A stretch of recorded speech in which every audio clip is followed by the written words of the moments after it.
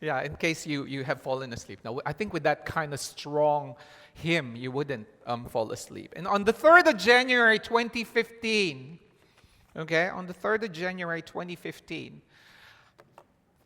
a group of leaders wrote their collective aspirations and goals. Is there any one of you who remembers this one? Sorry, I have proof, right? This is now time to do forensics and study what you have written here, you know? One would say, since God has given...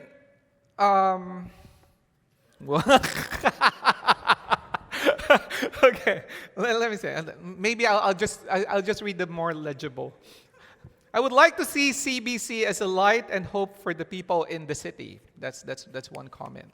Because the question is, where do you think God is taking Central Baptist Church, right? And there's one that says, CBC is located in the CBD, and we have lots of office workers and travelers, new arrivals to Sydney. A lot of these people may stay for CBC for 2 to 5 years. So we're likely to build up and equip God's people who will then be sent out to other places. And we're like a hub. And I thought that was really awesome. And I would like to see God taking CBC to make use of the location that we already have. These are some of the wish lists. Some of the wishes that you had expressed even before I came in. I think January 3rd, 2015, around this time, I'm just going through my interview. My very first interview. I was in the Philippines in December of 2014. And then I came here, flew right away because they did my phone interview back when I was in Manila. And I received that message. It's like, would you like to chat? I was with a team of people from Melbourne Chinese Baptist Church. And I'm like, how am I going to do this? There's this other church engaging me for... So what I told my team, a missions team of young adults, I said, okay, this is free day. I'll take you to the shopping mall and then go. You can do whatever you want. And I need to sit down in a cafe while I talk to Tom Long as we engage in a conversation. And he said, well, upon returning to Sydney, upon returning to Melbourne, you need to fly to Sydney for your interview. And of course, the rest is history. This happened before that interview, and there are lots of prayers here that the Lord has already started unraveling before us, and that's a good thing. Amen? Do you believe God is moving in this place? God is moving in this community. Welcome for the next 6 weeks, okay? For the next 6 weeks, we're going to journey together to explore Vision 2020 and the partnership that we need to forge. Probably some of you would say, shouldn't you have done this at the beginning? No, we have casted the vision at the very beginning. But midway as we go through that, we just realized that maybe not everyone will be there when Vision 2020 happens. And this is your pastor speaking to you. Okay? Listen to me. So I have engaged you in a conversation from the very beginning, right? And I'm still engaging you guys in a conversation. And some of you are very candid enough to say, well, this is as far as I go. And so for the next 6 weeks, this is the best time for us to seek the hand of God. For you to ask yourself the question, do I have a part to play in Vision 2020? And when we do a massive commitment service after 6 weeks, that's the week before our 180th anniversary, which I thought was like a good link, we're celebrating 180th anniversary and we're going to do a commitment day here. That's the time when I will ask you, will I see you here in 2020? I'm not going to ask you now, but it's something that you need to ask yourself as you go along. Well, is it fair to ask that question for those of you who will be here only for a year? Who will only be here for 6 months? Well, no. Of course, you won't be here in 2020, right? But at least while you are here in Sydney, you are part of Vision 2020. So, for example, Lucas. Where's Lucas? Lucas is from Brazil, right? Can we give him a hand? He's like such a handsome gentleman. Pastor's kid, has a mega church in Brazil, comes here and stays here for like a few months. He's going to stay with us until January, right? Sorry, Lucas, I need to make an example, right? So, does that mean that he's not part of this? No, he is. Because in the duration, in the time that he is here, he is part of Vision 2020. But for those of you who are here, who are regular members or worshipers of this church, where will you be in 2020? Because this is the time for us to draw the line. This is the time for us to say, hey, I want to see people who will be journeying with me. And then you would probably ask me, what about you, Pastor John? When will you be here? Well, my contract states that I'll be here until 2018, right? Right. So, but does that mean that I'm not part of Vision 2020? Well, who knows? Everything is up in the air. I don't want to say that I will be here by 2020, not until. But until the Lord gives us this commitment, then we will be here, right? We will be here to journey with every one of us. So everyone counts in this partnership. Is everyone clear? Don't fall asleep to me, because this is yours. This is your journey. This is our journey together. So where will you be in 2020? So what is Vision 2020 anyway? For those of you who are visitors, I would just like you to know that I'm a new pastor. Not really new anymore. That's what David Pocklington would say. Well, I've been here for a year, and we are in the process of rebuilding this church. Vision 2020 is a 5-year development plan for this church. Hopefully, we could connect this year or maybe even next year, grow in spirit, in numbers, and in leadership in the next 2 years, and finally probably give birth to a daughter congregation by 2019 to 2020. So that is Vision 2020. The goal for Connect is to establish a loving and vibrant faith community. Are we accomplishing that, Central, so far? Are we doing a good job in making this congregation vibrant? Are we doing a good job in loving people? Well, maybe we are trying to, okay? But we need to go beyond the lip service. It goes beyond the slogan, that you see on the billboard outside, like one church for the nations. It's so easy to do that.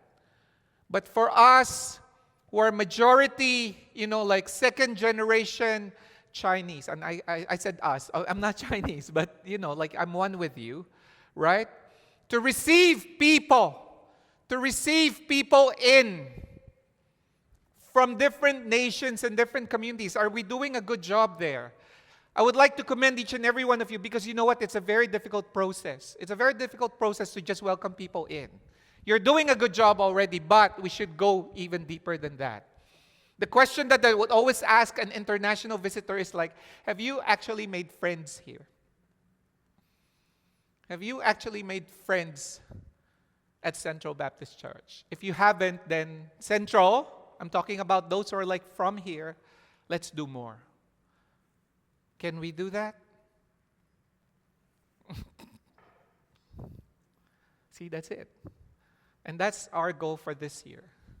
I remember there's one member of a growth group that has fallen ill. And the first thing that I asked is like, does your growth group know about it? And the response is, no, they don't, but it's fine. To me, that's like, that's really sad.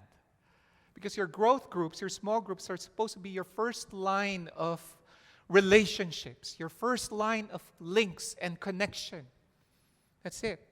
Then how much more for this? This is a bit of confronting journey, everyone, but this is the best time for us to see this. The goal is to grow, to promote intentional discipleship culture and leadership and empowerment. It's going to happen next year, don't worry. A lot of the feedback that I got after my first year here, they were saying that, you know what? Oh, this is just an intro. We're not in the word yet. This is just an intro to Vision 2020. You know what, Pastor John? You haven't done any training.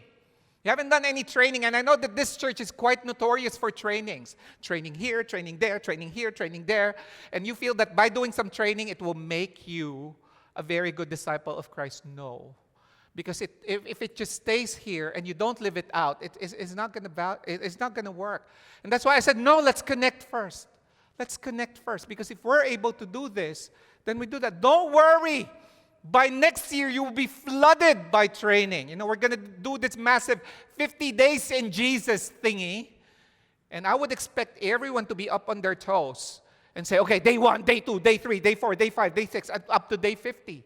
And if you come to me and you say, you know what, this is just too much, I was like, well, you are asking for it, right? Come on. We're going to do massive training for ministry leaders, massive training for Bible study leaders, massive training until you say, enough, we don't want this. But if that's your line of service, then we're going to give it to you. But this year, let's just love one another first. Is that okay, Central? Is it possible? It is, because with God, all things are possible. Amen? Okay, and then of course, hopefully, if God wills it, from 2019 to 2020, we'll plant and develop congregations, 2 o'clock service, 4 o'clock service, 8 o'clock service. No one's going to come at 8 o'clock. Friday night, Saturday night, whatnot. Until we become a mega church. Do you believe that Central can be a mega church? It is possible.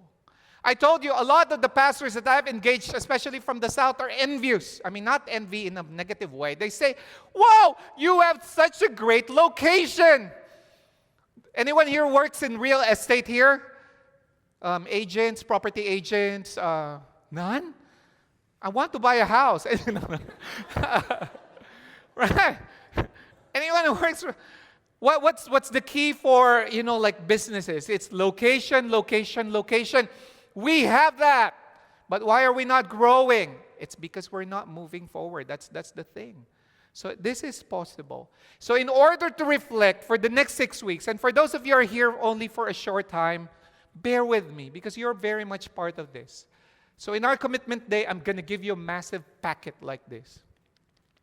Contains several documents, your prayer commitment, your ministry commitment, your giving commitment, and you have 6 weeks to prepare for that, 1 week to go through those documents, and then you submit it to us. At the end, this is almost like a training, right? This is almost like a training. And that will be the basis for our partnership, so that I have something to hold on to. Right? Now, if you say, well, Pastor John, you know what, I'll be out of here next week, then, blessings to you, brother or sister. But I believe that God will raise up people who will see this vision come true. Do you believe that, brothers and sisters? It may be the indigenous CBC people. It may be a totally different group of people. But it would be nice, especially for those of you who are here, to continue on the legacy that has been given to you. Have I said this before? Do you know that the 180th anniversary is our anniversary? Okay, I'm not causing like division here in the congregation. Do you know that we are 180 years old? This used to be the mother congregation. This is the remnant congregation of the original Central Baptist Church. We are 180 years old. What about the Cantonese? When did the Asian outreach begin? 1960s. So how old is our mother church, basically? 2016. Can you do your math? 1960, 1970, 1980, 2000. So around 40 years, right? 36 plus, I don't know, 40 years old. This congregation is 180 years old. If we give up, if we don't move forward, that legacy is gone. And some of you who may have been part of that generation may, it's like, okay, we're giving up the vision of John Saunders, right? There, that guy there. John Saunders in 1834. So how do we go about with our partnership for Vision 2020? We're going to journey through Nehemiah, and it's Nehemiah chapter 1 and 2. Your growth groups are going through this, and that's where you need to go through the details. How do you expect me to deliver a sermon based on 2 chapters? But we're going to see a paradigm. So the first partnership that I would like you to consider, I'm not asking for commitment this time, is partnership in the vision. Redundant, right? Vision 2020, partnership in the vision. Are you sold in the Vision 2020? Are you willing to partner to make this vision work? Right? And that's up for you to answer at the end of 6 weeks. So, according to this booklet, see, I'm subtly promoting the growth groups, right? In terms of background of Nehemiah, it says here, Ezra and Nehemiah have been considered almost one book. The two books cover a period of about 100 years, because in 587 BC, Judah was removed from the land of Israel and deported to Babylon with only a few left in the land. And in 538 BC, Cyrus sent some of the people back to rebuild the temple. I would like to show you a video of what happened. Why are the people in exile? What happened to the nation of Israel? Can you play video one?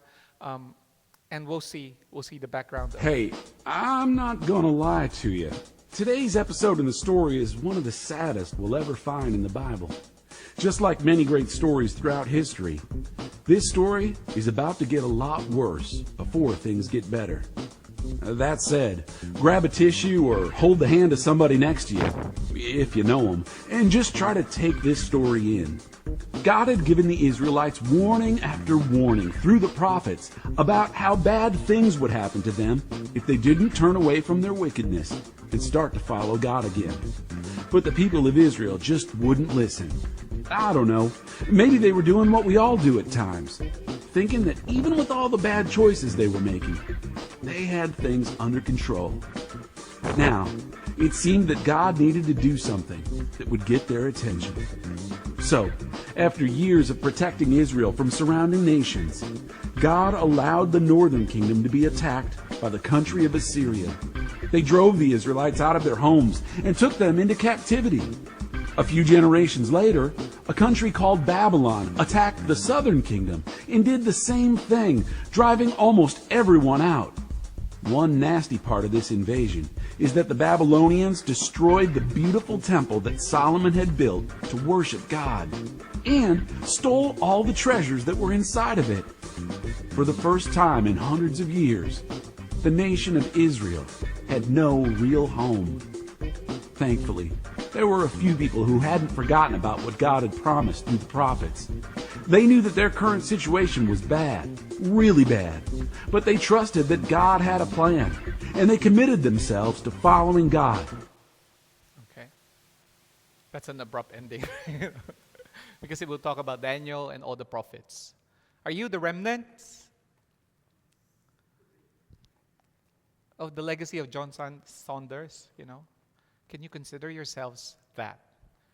You are the remnants who are faithfully following God, but that doesn't mean that, this is the end for everyone. There is something for us to journey upon and to go to. Okay, this is just the context. So usually Ezra and Nehemiah is considered as one book, and then that's the progression of the story.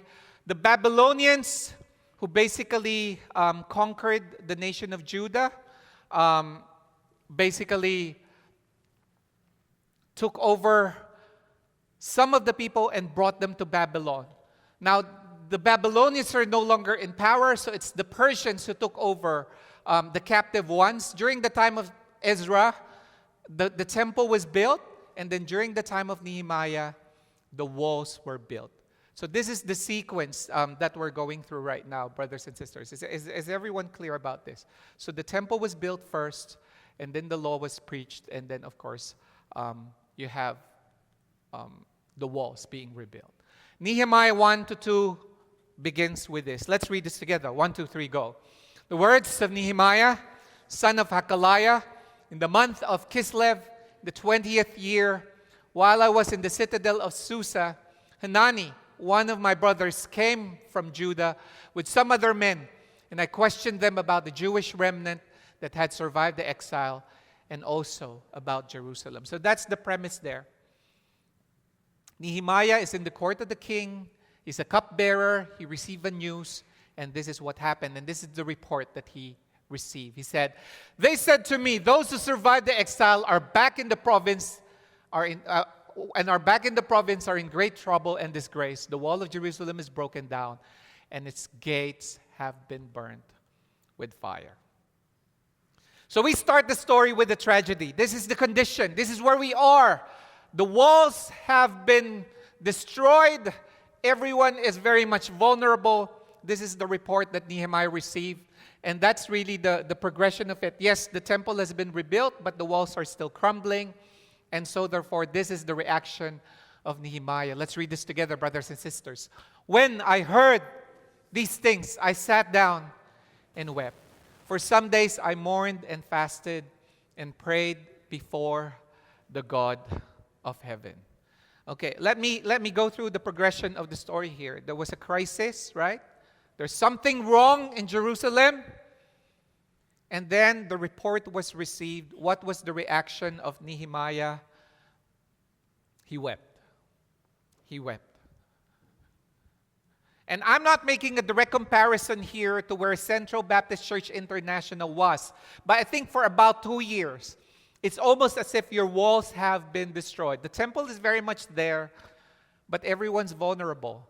How do we say that? Because in the last 2 years before I came, you have lost at least 100 people. At least 100 people exited.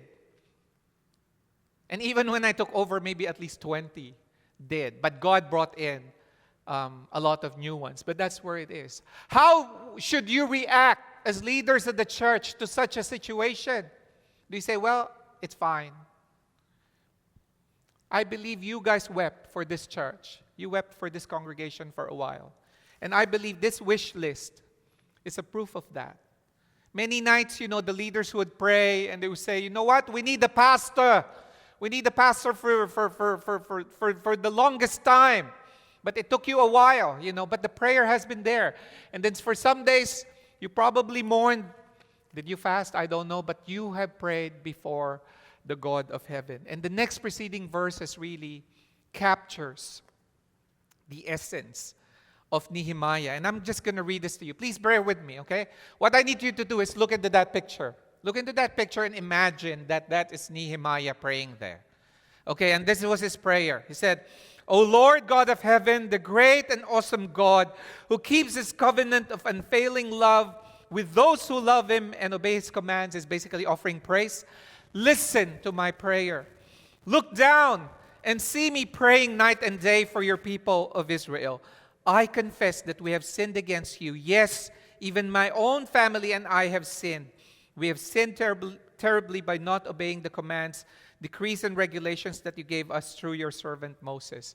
So it begins with adoration and praise, and then it's preceded by a humble attitude, of confession. Hey, God, we're not okay. God, we're sorry. I'm not saying that what transpired, before the rebuilding time of this church is your fault. No. But I believe it should have been the process of people going to God in prayer, asking for forgiveness and telling God, hey God, this is where we are and we seek your help. So, and this is what Nehemiah said, Lord, let your ear be attentive to the prayer of this your servant and to the prayer of your servants who delight in your revering name. Give your servant success today by granting him favor in the presence of this man. And I was the cupbearer of the king. What was the first step in the envisioning process? Prayer. Basically, brothers and sisters. Can we say that word? Pray. Did you pray for Vision 2020? Probably some of you say, well, it's your vision, Pastor John. It's not ours. We didn't pray. I don't really care about that. You just concocted this Vision 2020 a year ago, and then all of a sudden, no. You know what? You prayed for a pastor to come. Can I have a show of hands here of those who prayed for me to come here?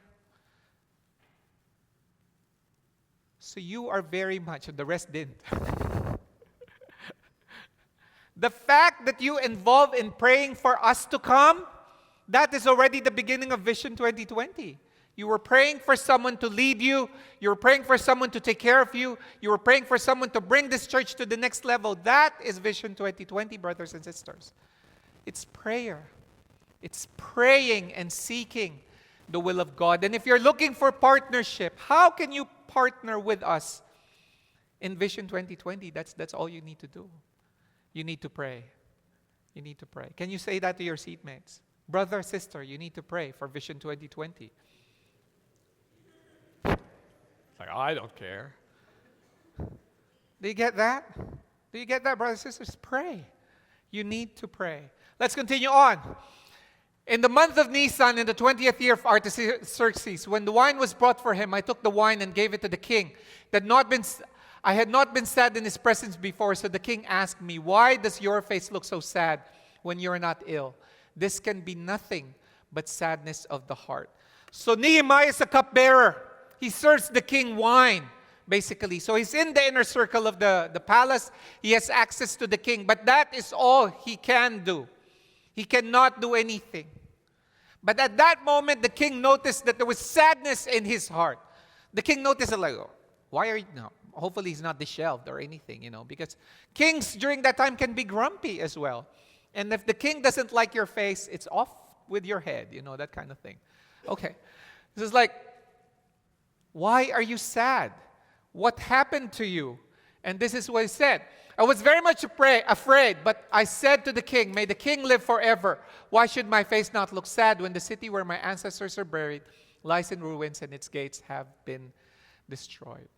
Okay? Linking back to your journey, linking back to our journey, Central Baptist Church. Come on, hang on with me. This is not the most pleasing message, We're not going to be like, oh, revival, revival. Let's just identify. At the time when you didn't have any leader, at the time when you see people week after week leaving the church, what was in your heart? Are you crying out to God and say, "God, we need a clear direction from you"? According to biblical scholars, that was the way Nehemiah processed it. The burden about the walls of Jerusalem was so heavy that he couldn't really hide it. He couldn't really hide it. Brothers and sisters, if you're part of the community, you cannot be apathetic to what is happening here. You cannot say, okay, we lost some people. Fine, I don't really care. It doesn't happen that way. And this guy is very much affected of what was happening. And so the king said to me, "What is it you want?" If a king asks you for that, you'll be like, whoa, like...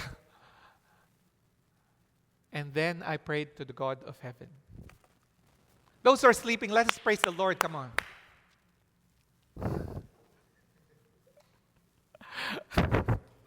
Come on. Wake up! Wake up! Wake up! Wake up! Come on. Trying my best here, people. Trying my best here. Come on, come on. Look at me, look at me. Don't look down. Look at me, look at me. Don't look down. This is about you, as it's about me, and it's about our community. Don't sleep through. I know when it is a difficult passage, everyone, you just like shut off, and go to La La Land. No. This is our story. Look at me, look at me. Some of you are still looking down. Look at me. Okay, can we do the clapping again so that everyone wakes? Maybe, can we all stand up? Come on, 1, 2, 3, go. And 1, 2, 3, 4. 1, 2. 1, 2, 3, 4. 1, 2. Thank you so much. Come now. I think you should be. You don't know me. I've been here for a year. I said I'm not gonna waste my time, trying to engage you. You came. Okay. You came here already, right? You came here already. You woke up Sunday morning. You took the time to dress up. I know some of you didn't bathe this morning. It's fine. You took the time to dress up. You want to attend church. There is a message here, and the message is not some fancy La La Land heaven kind of thing. It's a life and death situation about our community. So please get something. My daughter's telling me, get down.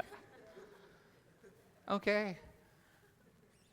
And don't go around telling people. Apparently, there's one person going around. And when I received this report, I was like, seriously? The claws are out again because my 1 year here is over, right? Honeymoon period is gone. Here comes the rain again, right? Here comes the rain again. And apparently this person is spreading something. It's like, you know what? I'm not getting anything from Pastor John's message. Yeah. Now, for that person, it's either you're sleeping, okay? I'm being so intentional here. I'm being so desperate here. I'm trying not to let you go, like spend your 20 minutes without you getting anything. But it's just not fair when you tell me that you're not getting anything from what I'm saying. Maybe you can get a joke. Maybe you can get a video. Come on, Central. We are in this thing together. I told you for the 1 year that I've been here, I'm running like 200 kilometers per hour, trying to cover for everything for you.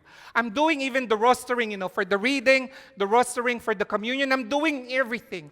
And I'm already reaching my max. I shared this with my steering committee. It's just a matter of time before this pastor drops dead. But before this pastor drops dead, you need to pick up your game. Now, how can we do that?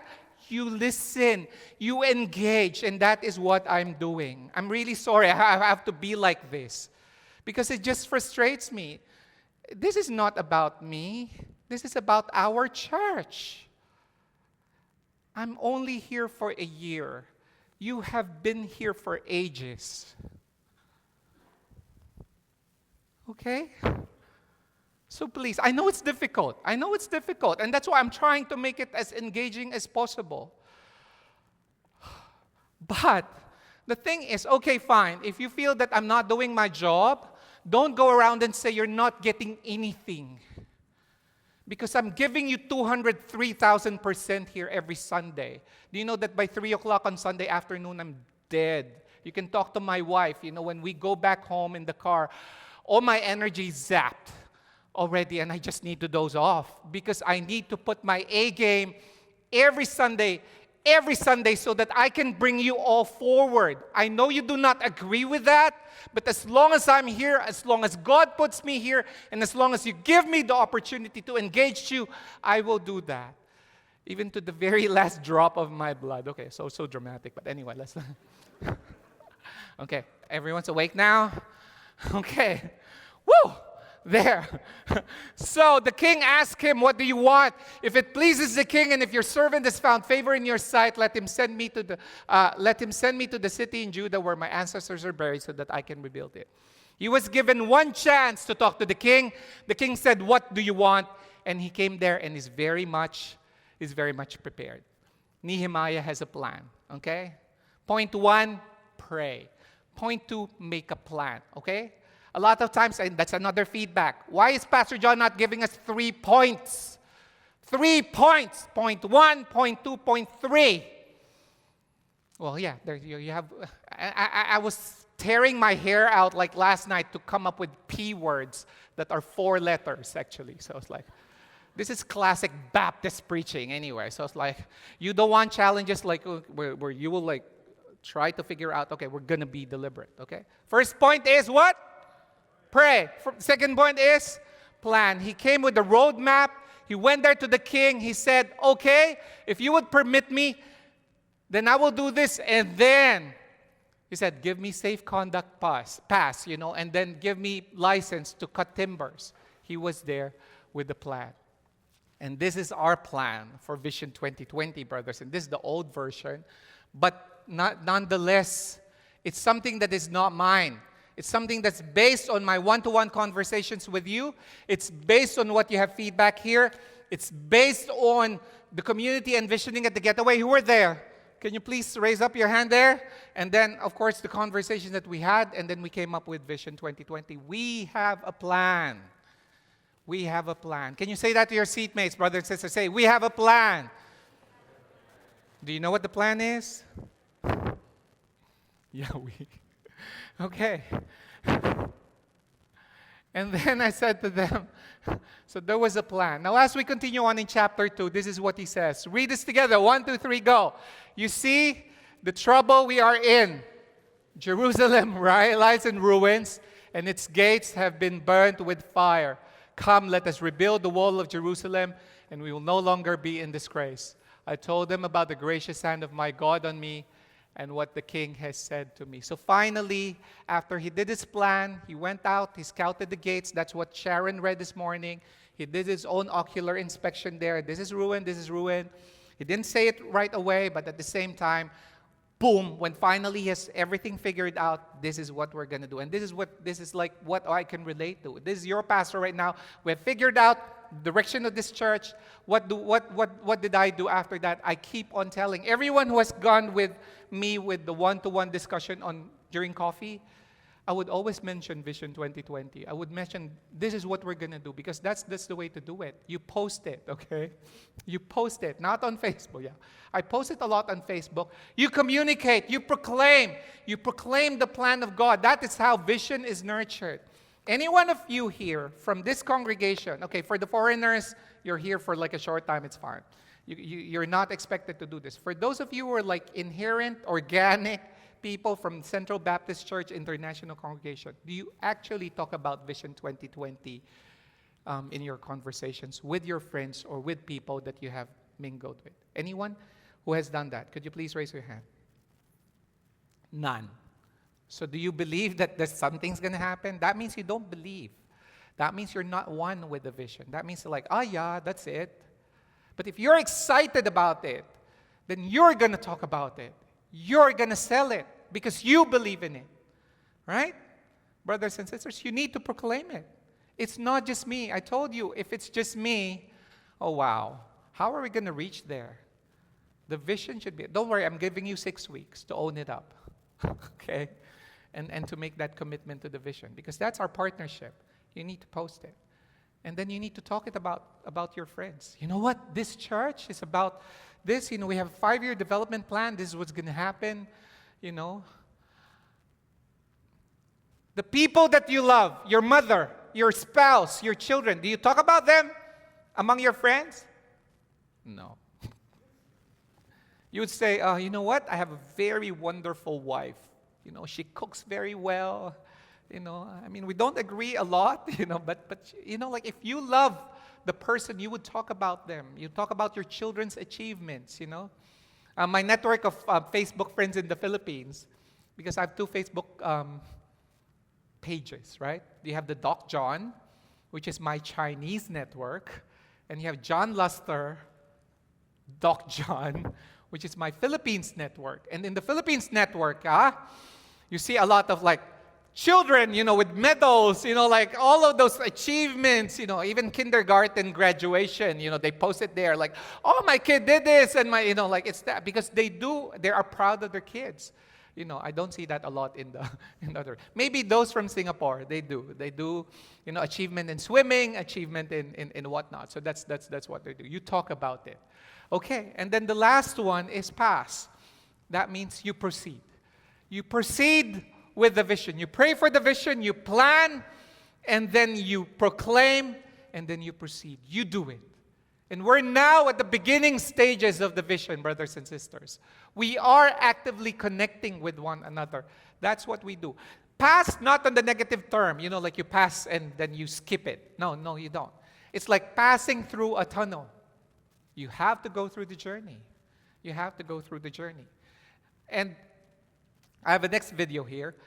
This is from the Lorax. It's a time when the trees are gone. There's only one seed left.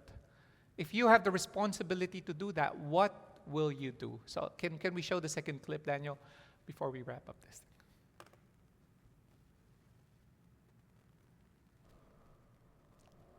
So this is really all your fault.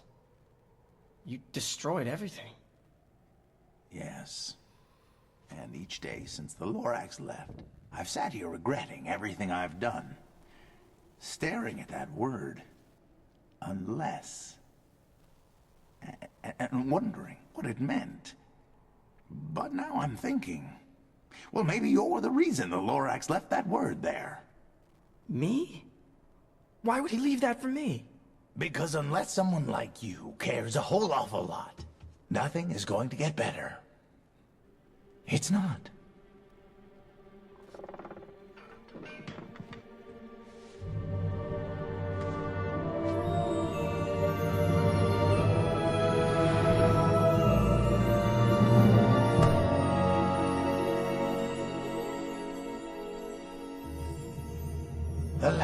Struvula seed. You need to plant it, Ted. Yeah, but nobody cares about trees anymore. Then make them care. Plant the seed in the middle of town where everyone can see.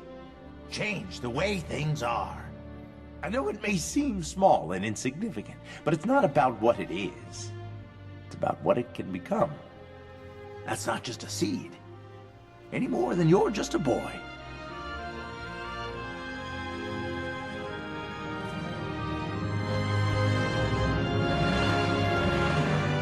I won't let you down.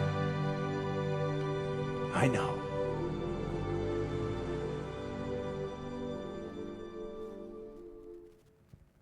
Unless someone like you cares a whole lot for something, nothing is going to get done. Let me ask you a question. Do you even care? Do you care for this church? Do you care for the future? That's the challenge of Nehemiah 1 and 2. And look at the response of the people when Nehemiah told them, okay, let's rebuild the wall. And this is what they said. Can we read this together, brothers and sisters? Okay.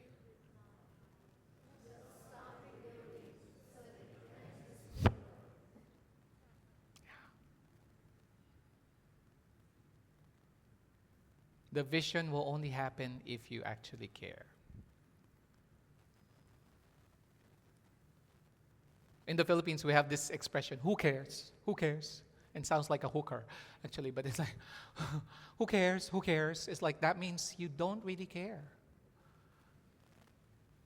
The future will only happen not because Pastor John cares, but because you care. And that's something that we need to figure out in 6 weeks. If at the end of the 6 weeks journey, I can sense that the congregation doesn't really care, we're just going to revert to status quo. Yes, sir. Yes. You care. Yes, thank you. Right? Why do we need to rebuild this church? Are you talking about the physical, the congregation? Yes, and that's what we're doing. We're trying to rebuild the church. Thank you so much for that. You know, do you get it, brothers and sisters? Right? What can you do? What can one person do? But collectively, if we do it together, something is going to happen, right? Something is bound to change. As I was saying, my train of thought was a bit lost there. If after 6 weeks, and I sense that this congregation is not really up to it, then we'll just go back. I've seen how this looks like in 2015. It's very easy to maintain status quo, very easy to read a manuscript, to go up there and to hide behind that massive pulpit, to print everything in the bulletin and just go through the motions of a usual boring worship service. I can do that. Because if you're not with me, then what is the point? Right? But if you feel that there is a future out there, that God can bring us, and you've seen a glimpse of that this year, brothers and sisters, then isn't this worth pursuing? And the challenge is not just for us here, for those of you visitors who are here for like 3 months, 6 months, you can see the vibrancy of this church. You can see this church developing into what God intends it to be. So my question is, brothers and sisters, are you on board? Are you one with us in Vision 2020? There is still time to think about it. You know, God has already given us so much. What is your response? What is your response, brothers and sisters? Think about that. And as I invite the musicians and, the singers to take their massive places, are you in the boat with us? Or are you somewhere along the coast and say, yeah, yay, you do it? Or are you to the point of saying, you know what, this is as far as I can go. I cannot take this anymore. Or are you saying that, you know what, no. Let's be honest here.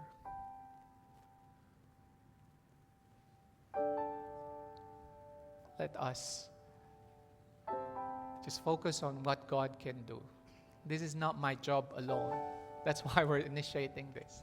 We're supposed to be enriching our minds, studying the book of Hebrews, I defied the pulpit calendar for the 3 congregations, and I said, no, we're not going to study Hebrews. We're not going to enlarge our brains with theology. We're going to make a challenge. And why is your pastor making a challenge? Because some of my key leaders won't be here for next year. And that's why we need your help. I cannot do everything on Sunday. There was one Sunday that I almost led worship, and I need to preach, and I need to figure out everything. If you do that to me, I tell you, I'm going to die. And this is the understanding that Pastor John cannot do this alone. Pastor John needs you. I'm not coercing you or like twisting your arms. Hey, I'm a paid worker here. I need to perform. But duty of care and work-life balance tells me that I cannot keep up in this pace of service. I need your help.